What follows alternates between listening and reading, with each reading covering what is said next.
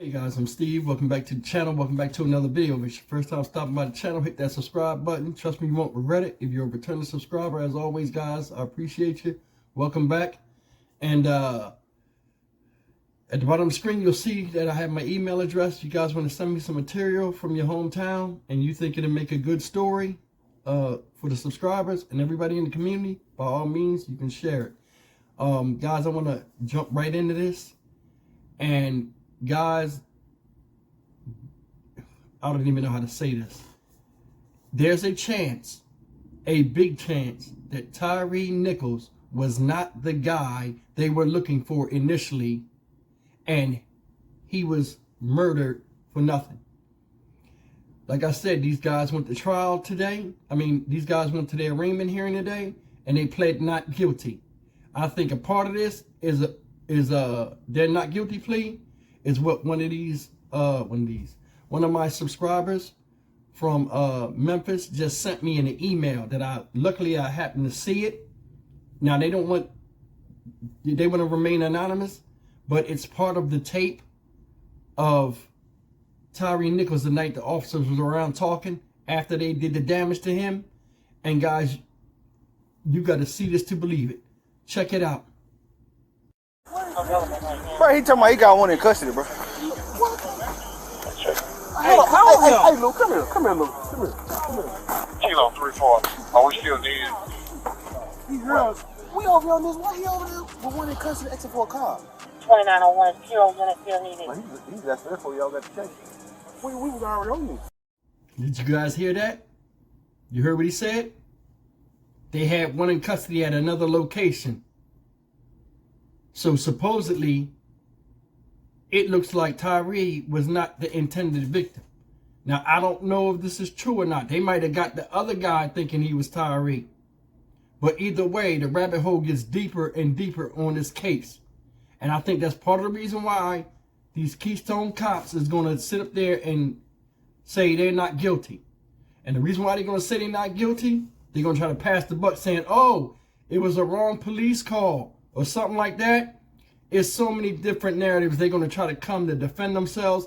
But one thing's for sure, this is the worst case of policing I've ever seen. This is the worst case of policing. Man, this is stupid. This is dumb. Not only did they spray themselves in the face with mace and then call it EMTs, and had a man suffering on the ground, but now this, y'all put your hands on this man for nothing. And then I'm going to tell you another thing, guys, and I think this is paramount and it needs to be mentioned. And I learned this today. When George Floyd had died by the hands of police, City of Memphis put an ordinance in place with all of their officers stating this: if any time an officer gets out of control or out of hand with his aggressiveness, the other officers on the job, on the scene, have to intervene, either to save his job or just to, avoid lawsuits. Nobody intervened and nobody helped. One of the members of the Scorpion team that was interviewed a while ago says, hey, we're only aggressive towards people when we know we got the right person. I think it's mistaken identity. I honestly do. Because, I'm saying it's a chance. Because the way he got out the car, they were so hell-bent on destruction.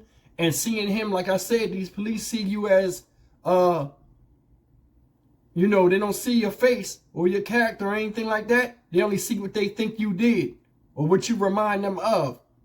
And they act accordingly as such. And I think this is a case of mistaken identity and bad police work. These five already got the city of Houston. I keep saying city of Houston. City of Memphis looking bad.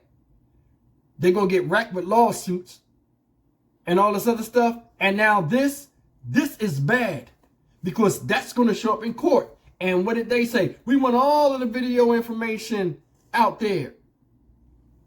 This is part of the video, and I think they're going to use this in their defense. Oh, somebody called it in wrong. It's not our fault. We thought we were dealing with a dangerous felon. remember the police report, because all this stuff starting to come in order. The police report seemed like it was fictitious because they had another person's name on there saying Tyre assaulted this person. So maybe it was an assault case that some of them were going to, and Tyre was another part of something else, or they thought Tyre was the one that really did the assault case. So, I mean, either way, the rabbit hole is deeper, and it's more twists and turns than this than a roller coaster. But I'm telling you right now, guys, listen, just take a listen to it again if you didn't hear it the first time. Bro, he talking about he got one in custody, bro. Hey, hey, Luke, come here, Luke. Come here. Kilo 340. Are we still needed? He heard we over here on this. Why he over there with one in custody asking for a car? 2901 Kilo unit still needed. Man, he's asking that for y'all got to check. We was already on this. Did you hear it that time? He said, man, hold up. They said they got one in custody.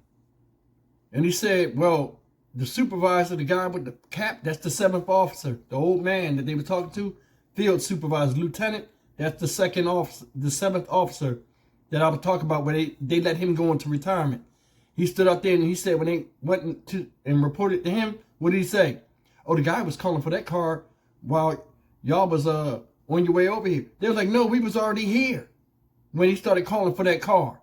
So that right there lets me know they don't know what the hell he's doing. So I don't think all the officers knew what was going on, if there was a problem with Demetrius Haley and this guy. Or if that's even true now. I mean, this is a major twist in the case, guys. It's a major twist. And hopefully, I hope it's not true, because it really would blow everything wide open. But, man, this is just something that you got to think about. I mean, how poor of a job are you doing policing that you can't tell the difference in who you got as a person that is the one that did the crime before you even started doing all of that bullshit to him? Because think about it. All in all, this right here raises, it should raise awareness that a lot of these specialized units should not be in existence. Because, like I said before, these guys go out there and they just do this to anybody and everybody they feel suited for, because they don't have any supervision.